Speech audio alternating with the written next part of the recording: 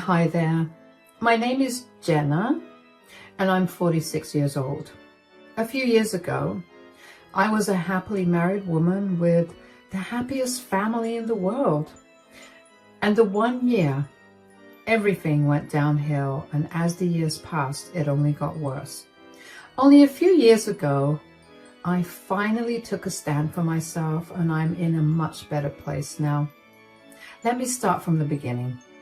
I met my ex-husband through some mutual friends. I was still in college, but my friends had a lot of connections with different people around the city. And my ex, Jeff, happened to be one of them. Jeff was the son of one of the most affluent businessmen in our city. He was being trained to become the CEO when I first met him. So he had this very domineering yet somehow meek demeanor to him that instantly drew me to him. He seemed like he was trying his best to be someone with authority, and there was just something so endearing about it that I couldn't help but want to be around him a lot more. Anyway, we ended up going out on a few dates before we made our relationship official. We dated for around a year and a half before I fell pregnant. We were deeply in love with each other, and neither of us wanted to let go of the product of our love, so we decided to keep the child. I gave birth to my beautiful daughter, Annabella, 9 months later, and about 3 months after Annabella's birth, Jeff proposed to me, and we had a beautiful wedding surrounded by our family and friends. After we got married, Jeff's father made Jeff the CEO of the family business, and that only happened on the condition that I signed a prenup. I didn't mind that because I genuinely loved Jeff and I couldn't give a hoot about his wealth. I wanted him to succeed, so I was ready to do anything. So when Jeff asked me to start working right after Annabella's 5th birthday, I agreed to it immediately. The issue was that I had skipped out on a fair amount of time in the job market, and with my ever-evolving industry, I struggled to find another job. But Jeff was adamant that I did not need to earn a lot of money or contribute to the household finances. He just wanted me to earn my own fun money. Again, I had no issue with that. In fact, I was happy to be able to go back to a job. So that's what ended up happening for the next few years until Annabella turned 10. Jeff and I continued to work. Because we were both pretty busy, we barely had much time to spend with each other, but I never thought that was an issue. I mean, I made it a point to arrange some downtime for the both of us every weekend, but most of the time, Jeff was off at work or he was out with his friends. I didn't like it, but I figured that as long as Jeff was happy, I didn't mind him not spending as much time with me. Unfortunately, I should have taken that a little more seriously, because just a month after Annabella's 10th birthday, I caught Jeff in bed with another woman. Needless to say, I lost my mind. Jeff was the first man I had ever loved, and to see him break it so easily made me go crazy. All my years of frustration and anger towards Jeff came spilling out. It was ugly and very messy, but in the end, Jeff and I decided to end the relationship. I truly was a broken woman. I continued to live in the house with Annabella, but Jeff went to stay with his parents until the divorce was finalized. Every time Annabella asked me why her father was not home, I would break apart. I tried my best to be strong for her, but I could not even bring myself to process what had happened with Jeff. But things only got worse when I got a call from my attorney that Jeff was asking for full custody of Annabella, or he would fight me for it. That got me right out of my depressive funk. I felt anger like I'd never felt before. The day that my attorney called me was the day that Jeff was supposed to come over to spend time with Annabella. So when he got home, I rushed over to him to confront him about the custody of Annabella. "What are you doing with this divorce?" "What do you mean?" "Why are you trying to get full custody of Annabella? Are you seriously trying to take her away from me? Don't be silly, Jenna. I just think that Annabella will grow up much happier with me. And what makes you think that? Well, I have a lot more income than you do. She's going to struggle to have her basic needs met if she stays with you full time. Child support will only cover so much. She's my daughter too, Jeff. You can't separate us. Stop being so dramatic, Jenna. I'm not taking her away from you entirely. You'll get to see her every weekend. Do you think that's enough? I gave birth to her. I can't live apart from her. You'll learn to live with it. I can't believe you want full custody when you were the one that cheated on me. I told you I was sorry. I just fell out of love with you. I'm sorry that you found out the way you did, but I still want what's best for our daughter. So do I. I want what's best for her too, but I don't think seeing her once a week is what's best for her. Stop being so selfish. You and I both know that Annabella should have better financial stability, and staying with me is the way to make sure that she has that. I know I'm not being selfish. I know you well enough by now to know that you will plant seeds of hate in Annabella's heart. You make her hate me, and then I'll have no contact with her at all. You sound insane. I have better things to do other than ruining my daughter's relationship with her mother. If I promise you that I won't do something as silly and stupid as that, will you not fight this custody battle? I don't care about what you plan on doing, but I want to spend equal amounts of time with my daughter. You can't take that away from me. God, just think about what's best for Annabella for once. Why do you always have to get your way? Get my way? What are you talking about? You ripped this family apart because you couldn't contain your urges. This is the least I'm asking for. You're only doing more damage by trying to take Annabella away from me. You know what? I'm tired of you. If you want this to be amicable, let me know within the next 3 days, or I will make sure I win full custody of Annabella. You're a ruthless monster. Yeah, you can call me whatever you want, but that isn't going to change reality. I'm the better parent, and there's nothing you can do about it. I could not believe the sheer audacity that Jeff had to try to take my daughter from me when he was the one who broke the family apart. Jeff refused to talk to me without our lawyers present after that, so there was no way for me to try to talk to him privately. At every turn, it felt like Jeff was taking pride in being able to beat me at everything, and that only made me spiral further. I ended up losing my job, and I couldn't keep up with the lawyer fees. All of that only led to me losing custody of Annabella, but I was granted custody every weekend. I hated that I would only be able to see Annabella every weekend, but truthfully, I was glad that I managed to be able to see her at all.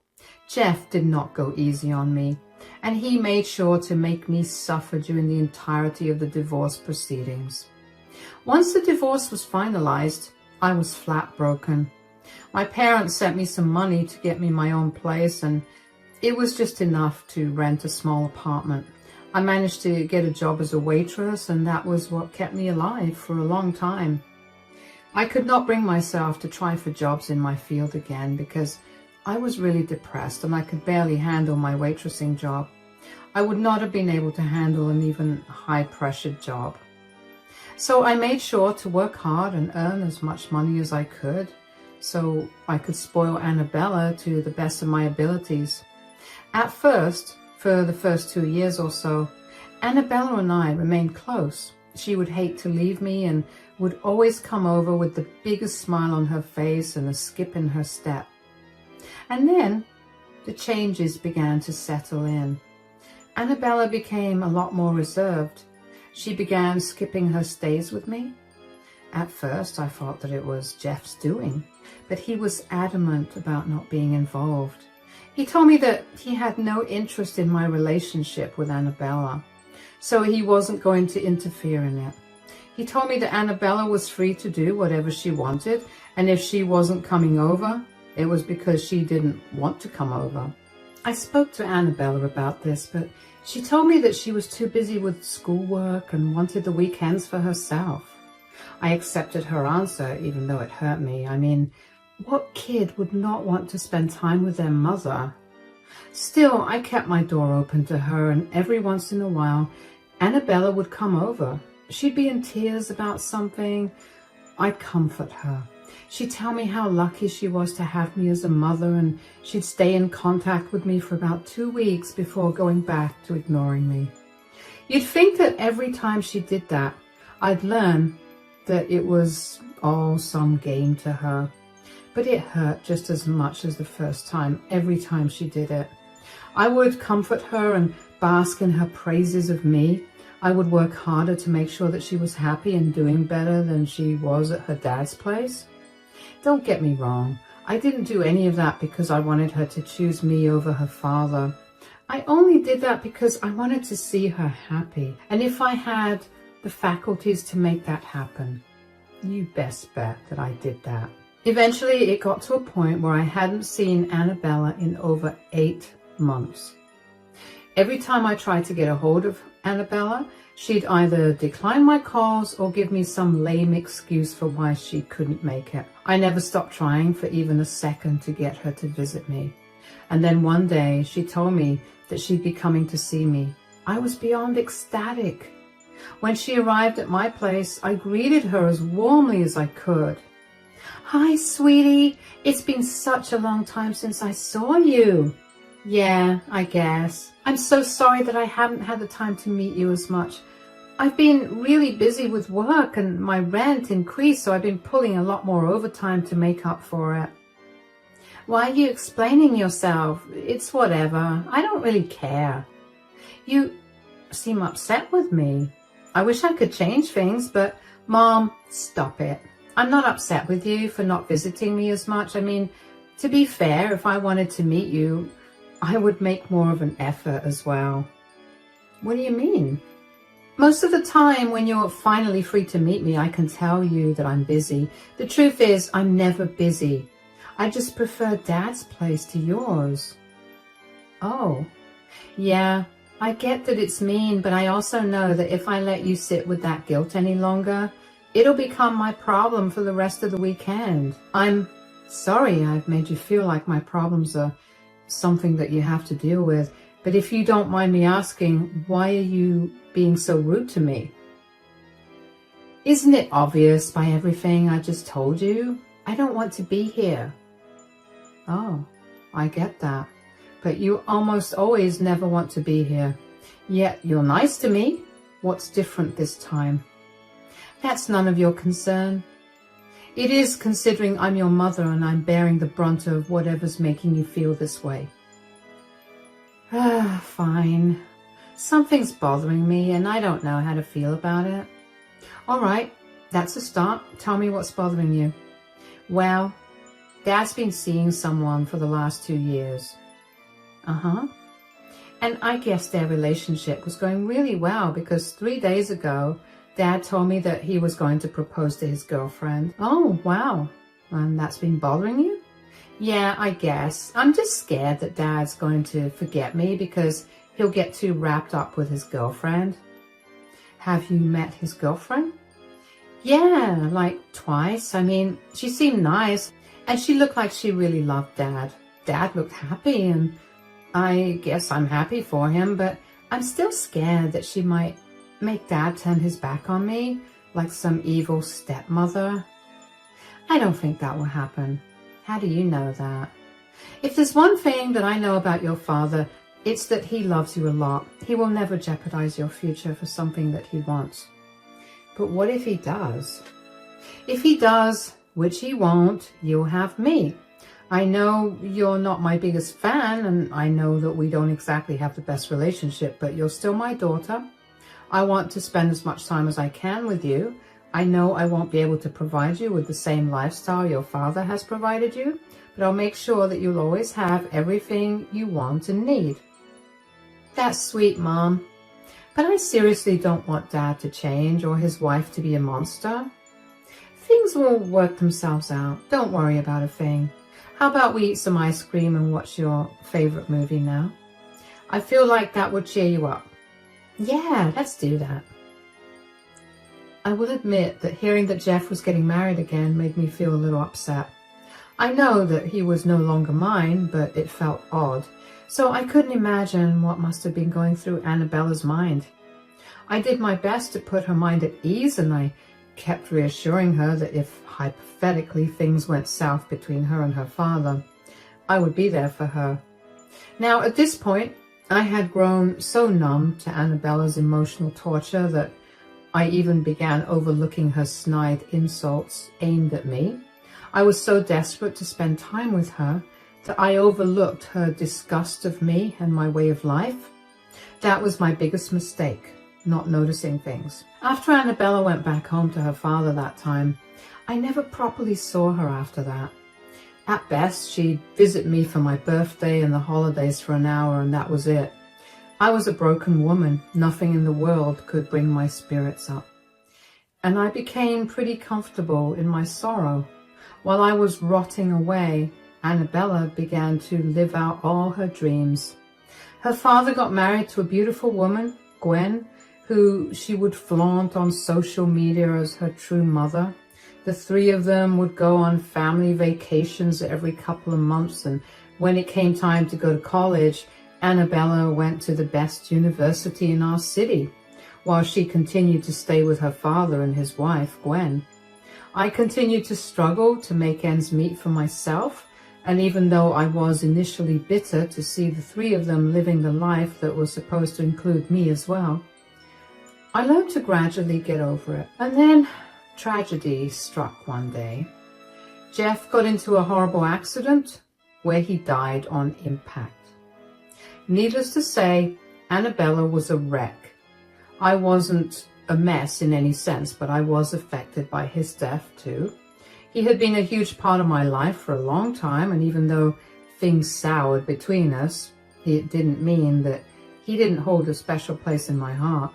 Even though I desperately wanted to reach out to Annabella, I gave her the space I knew she wanted.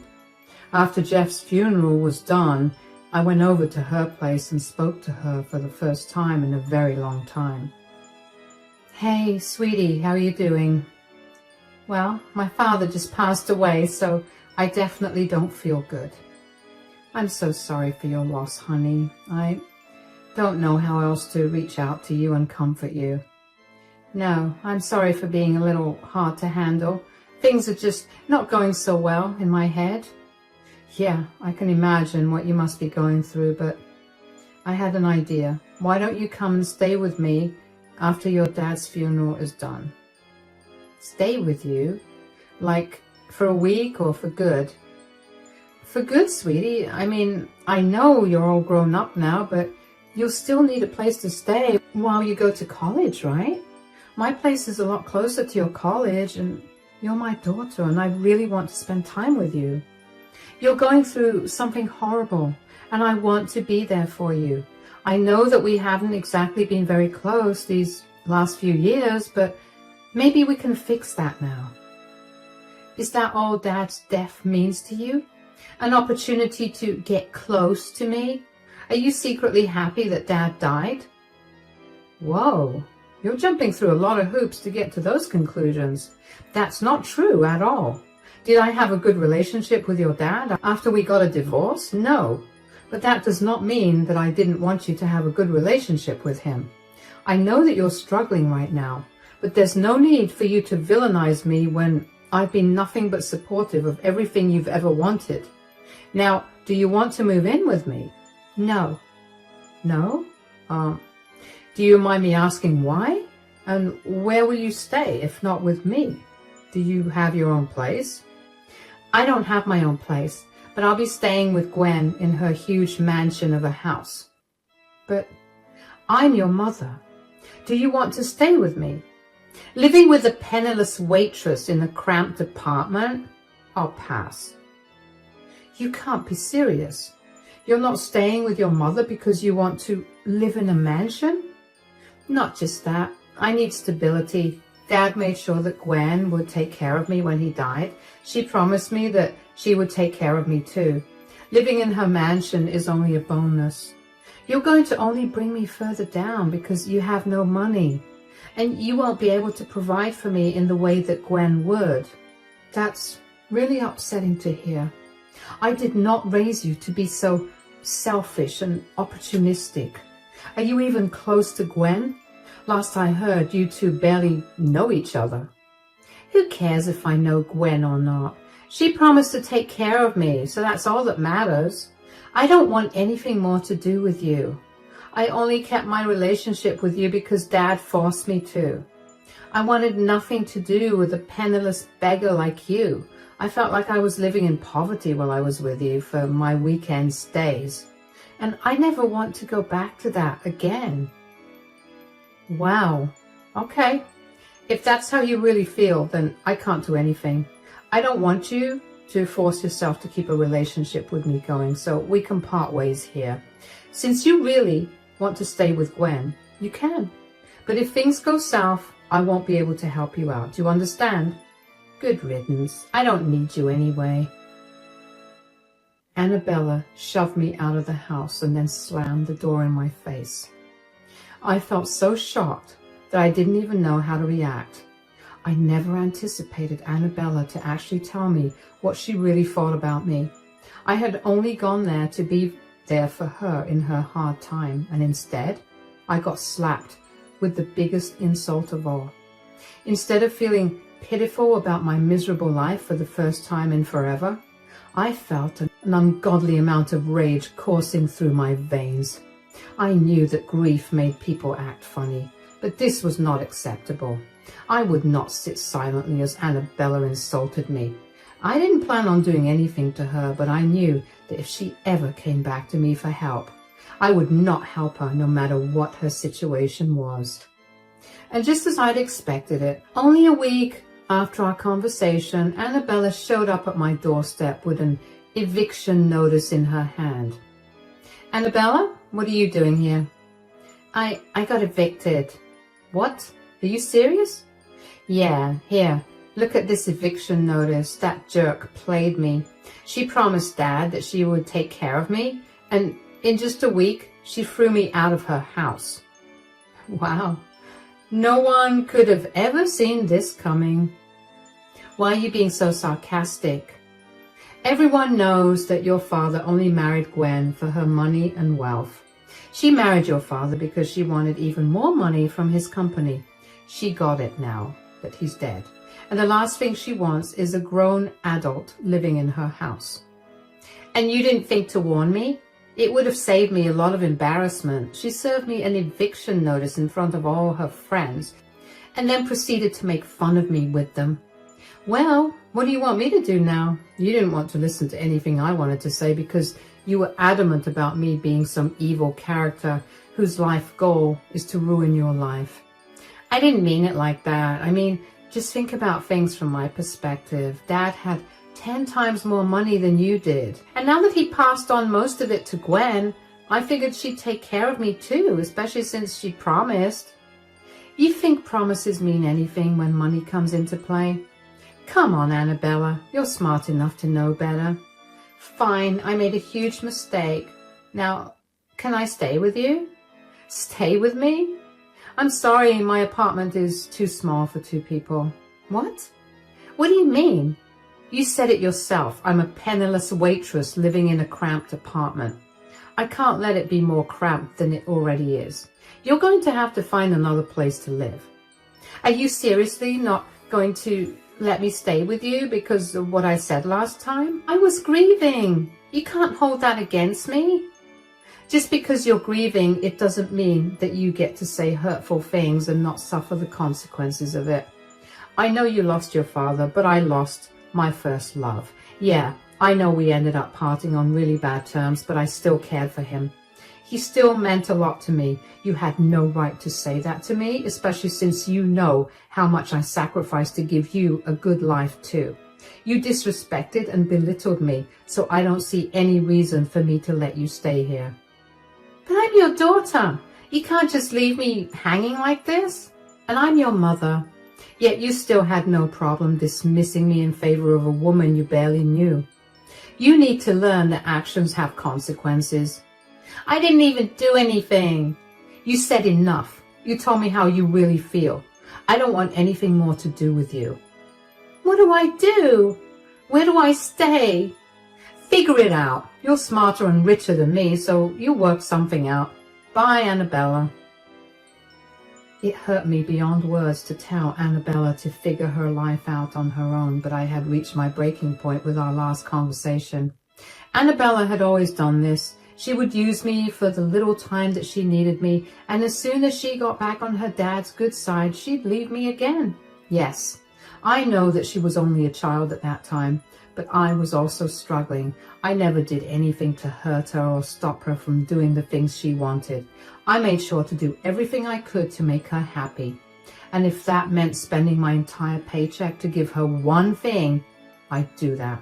Of course, I never made it seem like she was lucky to have her basic needs met by her mother, but she knew firsthand how hard I had been working to provide for her. She saw how much I loved her and how much I longed to spend time with her. And still, she'd choose to hurt me over and over again.